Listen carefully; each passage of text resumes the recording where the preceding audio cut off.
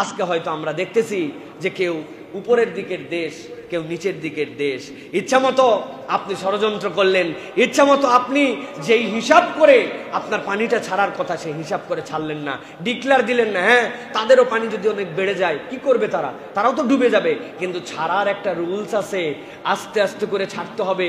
এইটা প্রথম থেকেই ধারণা নিতে হবে কি পরিমাণ পানি রিজার্ভ হতে পারে। ও তো বাঁচানোর চিন্তা করার পরে আপনি একবারে পুরো মেরে ফেলে দিবেন, এইটা কোনো লজিকের মধ্যে পড়বে না, পৃথিবীর আইনেও না, মানবিক আইনেও না। আপনি যেই পানি এত জড়ো করছেন ওইটা না করে যদি প্রথম থেকেই আস্তে আস্তে করে ছাড়তেন তাহলে পানি প্রবাহের রাস্তাতে তো বেরিয়ে যেত। একবারে ছাড়ার কারণে এলোমেলো হয়ে গেল। আপনি এগুলো চক্রান্ত করেন অথবা ষড়যন্ত্র করেন অথবা আপনি বিপদে ফেলার জন্য করেন। আল্লাহ বলছেন সব খবর আল্লাহর কাছে আছে। তবে হে নবী, আপনি কেবল নয়, আপনার উম্মতকে আমি আল্লাহ গ্যারান্টি দিলাম, তাদের চক্রান্ত নিয়ে দুশ্চিন্তাগ্রস্ত হবেন না। সাময়িক কষ্ট পাবেন কিন্তু আল্লাহ আপনাদের সাথে আছেন। সুবহানাল্লাহ। আজকের দেশের প্রতিটা মানুষের হৃদয়ে ব্যথা, প্রতিটা মানুষ মেন্টালি ওই জায়গাতে আছে, ফিজিক্যালি এখানে আছে। ঠিক না ভাই? আমাদের সামর্থ্য যদি থাকতো ওই ভাইগুলাকে আমরা আমাদের বাড়িতে নিয়ে এসে রেখে দিতাম। ঠিক কিনা? আমরা অর্ধেক খাবার খেয়ে আমরা তাদেরকে খাবার দিতাম। হয়তো আমরা পাচ্ছি না, কিন্তু আমাদের হৃদয়গুলো তাদের সাথে আছে। আল্লাহ এই হৃদয়ের বিশাল দাম রেখেছেন।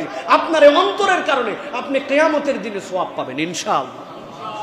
আপনি জানেন একজন আবেদার কথা নবীজি বলছিলেন, তাহাজ্জুদ গুজার, তাহাজ্জুদ একদিনও বাদ দেয় না, কিন্তু জাহান্নামে যাওয়া লাগছিল। কি জন্য? তার একটা বিড়াল ছিল, ওই বিড়ালটা বেঁধে রাখছিল, ছেড়ে দিলে নবী করিম সাল্লাল্লাহু আলাইহি ওয়াসাল্লাম বলছেন তাকুলু মিন খাশাশিল আরদ, তাহলে সে বাহির থেকে যে খেয়ে নিত, কিন্তু তাকে ছাড়েও না, খাওয়ারও দেয় না। তাহাজ্জুদ গুজার, ফরজ তো বাদ দেয় না, ফরজ বাদ দিয়ে কেউ তাহাজ্জুদ পড়ে না। আল্লাহ নবী বলতেছেন জাহান্নামে আল্লাহ পাঠাইছে একটা বিড়ালকে কেবল কষ্ট দেওয়ার জন্য। আর আপনি মানুষকে যদি কষ্ট দেন, আপনি মানুষের যদি সাথে অন্যায় আচরণ করেন, কি পরিণতি আপনাকে নিতে হবে একবার ভেবে দেখেন না। নবীজি এরপরে বলছেন ওয়াহাব্বুল আমালি ইলাল্লাহ, আর জানো আল্লাহর কাছে সবচেয়ে পছন্দনীয় আমল কোনটা? নবী করিম সাল্লাল্লাহু আলাইহি সাল্লাম বলছেন সুরুরুন তুদখিলুহু আলা মুসলিমিন, কোন মানুষের হৃদয়ের মধ্যে আনন্দ ঢুকায় দেওয়া, এটা আল্লাহর কাছে সবচেয়ে উত্তম।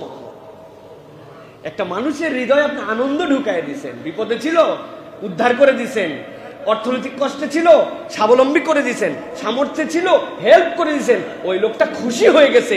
কেউ যদি কারো অন্তরে আনন্দ ঢুকাতে পারে, নবী বলছেন এটাই উত্তম আমল। সুবহানাল্লাহ। রাসূলুল্লাহ সাল্লাল্লাহু আলাইহি ওয়াসাল্লাম এরপরে বলছেন অথবা আও তাকশিফু আনহু কুরবাতান, তার কোনো কষ্ট তুমি দূর করে দিছো, আল্লাহর কাছে এটা উত্তম আমল। অথবা সে ঋণগ্রস্ত ছিল, ঋণ মওকুফ করে দিছো। অথবা সে ক্ষুধার্ত ছিল, তুমি তার ক্ষুধা নিবারণ করায় দিছো। আল্লাহ নবী বলছেন আল্লাহর কাছে এই চারটা আমল সবচেয়ে উন্নত আমল। সুবহানাল্লাহ।